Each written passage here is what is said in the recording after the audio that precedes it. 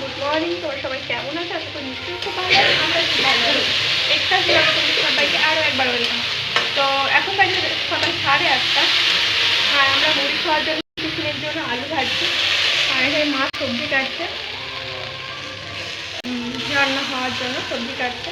রান্নাটা দেখতে থাকো স্কিপ না করে। আর আমার প্রত্যেকদিনের ভিডিও পেতে গেলে তোমাদেরকে অবশ্যই সাবস্ক্রাইবটা করে রাখতে হবে। আমাকে প্লিজ সাপোর্ট করো। ভিডিওটি ভালো লাগে লাইক কমেন্ট করতে একদম ভুলো। তো চলো ভিডিওটা দেখতে থাকো। আশা করি তোমাদের নিশ্চয়ই খুব ভালো লাগবে।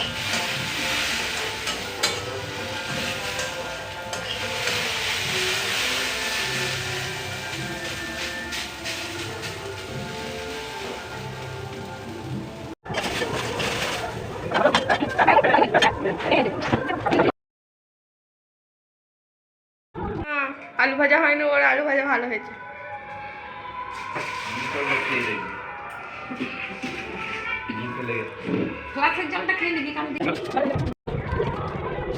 Tiffin complete. তো এবার স্নান করবো। স্নান টান করে তোমাদের সঙ্গে দেখা হচ্ছে। তো ভিডিওটা স্কিপ না করে দেখতে থাকো। তো দেখো আমি স্নান টান করে চলে এসেছি। আর ভাতটা বসিয়ে নেবো। আর রান্না আজকে সেরকম কিছু হবে না। আলু সেদ্ধ, ভাত, ডাল, করলা আলু ভাজা আর বেগুন ভাজা। মা তো নেই, তাই আমাকে এইগুলোই করতে বলে গেছে, তাই আমি এগুলোই করে রাখছি। তো চলো ভিডিওটা দেখতে থাকবো।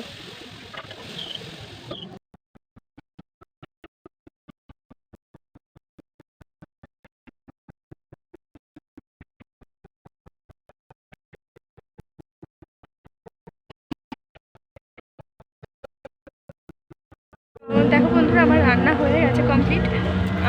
সোনায় উঠে পড়েছিল, ওকে দাদার কাছে দিয়ে এসেছিলাম। এখন ওকে নিয়ে আসি, যাই ওকে ভাত খাওয়াবো। তো চলো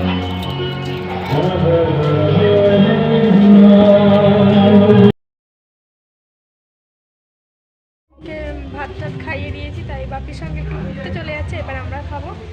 তো ভাত খেয়ে নিই। তো চলো।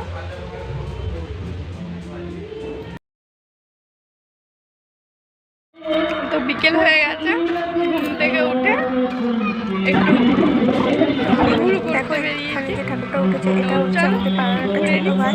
সে নিজের হাতেই ঠাকুরটা তৈরি করে প্রত্যেক বছর। 4 বছর এই ঠাকুরটা পুজো হচ্ছে। তো সব বাচ্চাদের আমাদের বাড়ির সামনে দুটো পুজো হয়, একটা এইদিকে একটা ওইদিকে। দেখতেই পাচ্ছ দুটো ঠাকুর ওঠে মাইকে, মানে ভীষণ আওয়াজ হয় একসঙ্গে। দেখো এখানে ঠাকুরটা দেখো।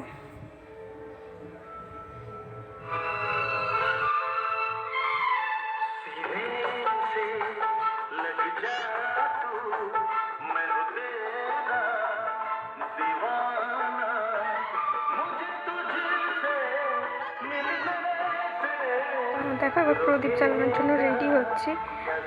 একটু সাজুগুজু করে নিচ্ছি, একটু মেকআপ করে নিচ্ছি, একটু বেবি ক্রিম লাগিয়ে নিচ্ছি।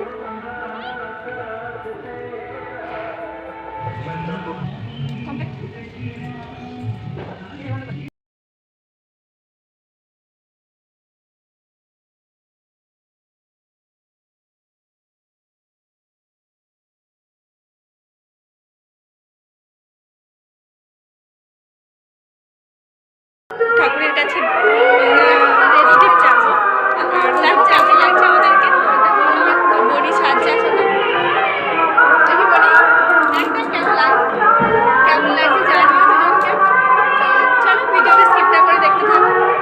আর তোমরা কালী পুজোয় কীরকমভাবে আনন্দ করছো আমাকে পুরোটাই জানিও কমেন্ট করে। আমাদের কেমন লাগছে অবশ্যই জানিও কিন্তু। তো চলো স্কিপটা করে দেখতে থাকো ভিডিওটা। তো দেখো প্রদীপ নিয়ে রেডি হয়ে গেছে। আর বাইরে এত হাওয়া দিচ্ছে, এত মেঘ করেছিল, তো আকাশের অবস্থা একদমই খারাপ ছিল। আর ভীষণ হাওয়া দিচ্ছে, তাই একটা প্রদীপও থাকছে না।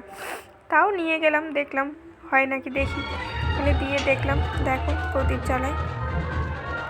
তো দেখো আমি প্রদীপ জ্বালাতে গেছি, আমাদের বেশি ওখানে উঠে চলে গেছে। ভেবেছি কী নেই কী করছে, হয়তো ও দেখতে চলে গেছে।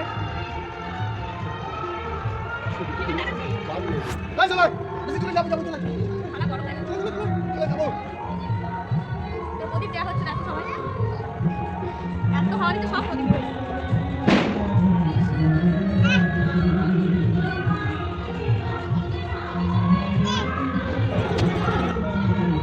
তো দেখো এখানে এখন হরিনাম চলছে, তাই সাউন্ডটা বন্ধ করে দিলাম।